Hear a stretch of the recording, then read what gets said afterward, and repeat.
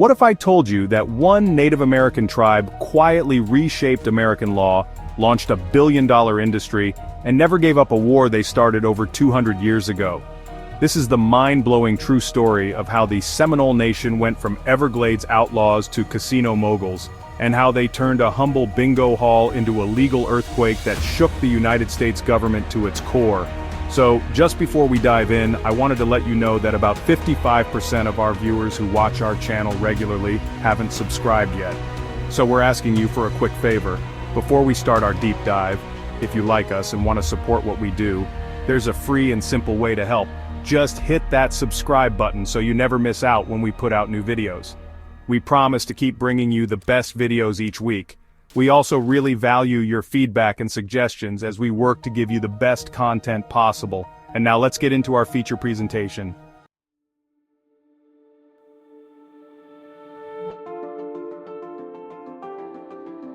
Let's rewind to the early 1800s. The Seminole people were descendants of Creek migrants, African escapees, and other native groups who had banded together in Florida, forming a new identity and a new nation. Their name, Seminole, comes from the Spanish word cimarron, meaning wild or runaway.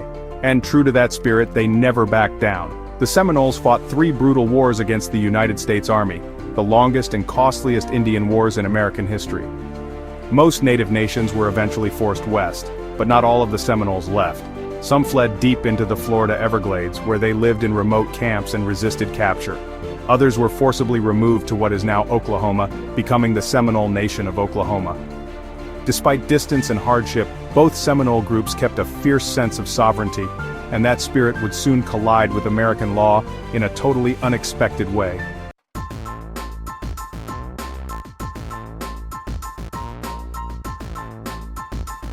Fast forward to the 1970s. The Seminole Tribe of Florida, officially recognized by the federal government in 1957, was struggling financially. They were sovereign in name, but had limited resources. They had farmland, they had cattle, but they needed real income. That's when tribal leaders came up with a bold, controversial idea. What if we open a bingo hall? Now this wasn't just any bingo hall, we're talking high-stakes bingo, with jackpots way beyond what Florida law allowed for non-tribal operations. When the tribe opened its Hollywood, Florida bingo hall in 1979, it became the first high-stakes Indian gaming operation in the United States. It was small, unassuming, run out of a building with folding chairs and an old microphone system. But within months, it exploded in popularity. People lined up for hours to play, cash flowed in, tribal jobs were created, and suddenly the Seminole tribe wasn't just surviving, it was thriving. There was only one problem: the state of Florida wanted it shut down.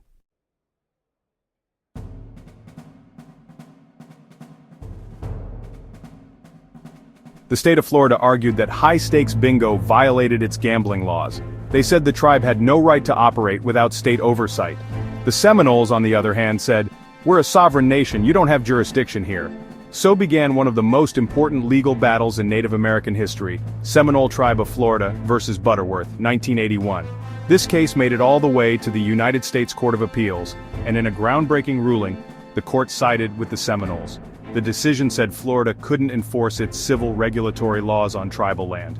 The bingo hall stayed open, and just like that, the legal foundation for tribal gaming sovereignty was born. This wasn't just a victory for the Seminoles, it opened the door for other tribes to establish their own gaming operations across the United States, and the rest was history.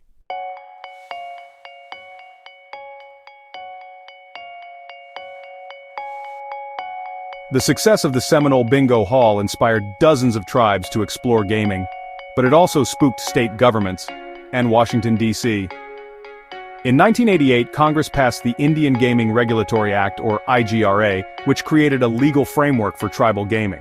IGRA recognized the sovereign right of tribes to operate gaming on their land, but it also required compacts, agreements with state governments for certain types of games like slot machines and table games.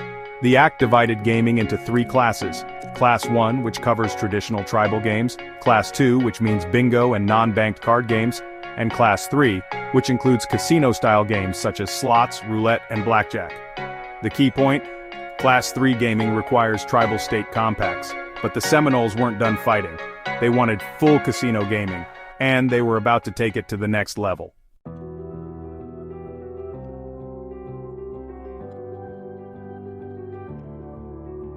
In the 1990s and early 2000s, the Seminoles began building full-fledged casinos on tribal land in Florida. Despite legal resistance, they pushed for Class III gaming rights and eventually secured compacts with the state.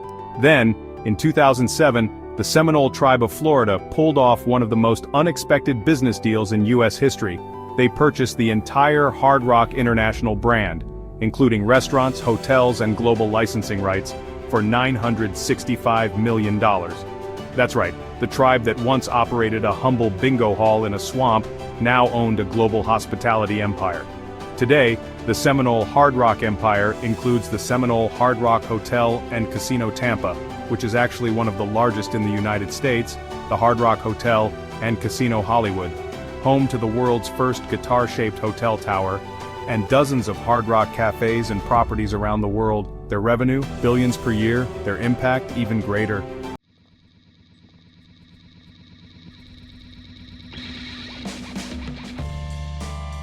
For the Seminoles, gaming was never just about money. It was about sovereignty. It was about self-determination.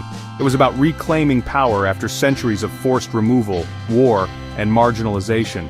Gaming revenue allowed the tribe to fund healthcare and education programs, preserve the Miccosukee and Creek languages, provide housing and infrastructure for tribal members, support cultural centers and legal services, and assert their independence in courts and political negotiations. While some critics framed Indian gaming as a loophole, for the Seminoles it was justice. It was a way to turn the tools of the colonizer into a tool for survival and victory.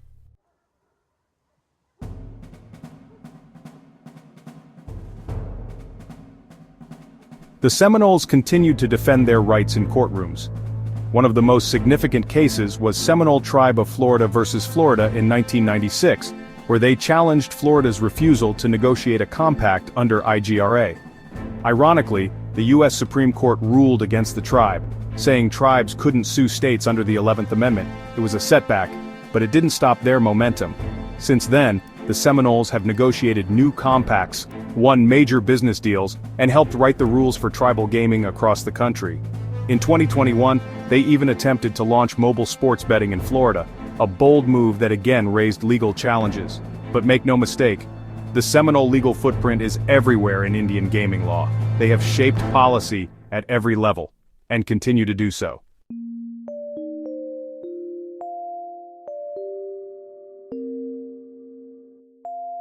The transformation is, honestly, just stunning. A tribe once considered a thorn in the side of American expansion now owns global brands, employs thousands, and commands political respect. Their journey from Everglades resistance fighters to casino tycoons isn't just a financial success story, it's a cultural revolution. It proves that sovereignty isn't just symbolic. It can be economic, it can be legal, it can be expressed through infrastructure, industry, and intergenerational wealth. And it all started with a bingo hall back in 1979.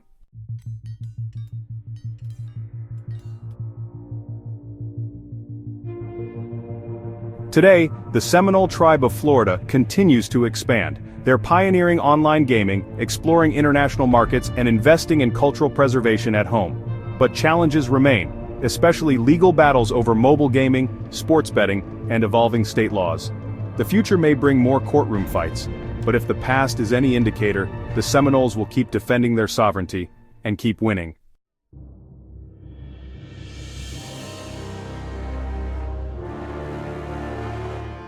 The Seminole story isn't just about casinos, it's about rebellion, resilience, and, rewriting history on their own terms.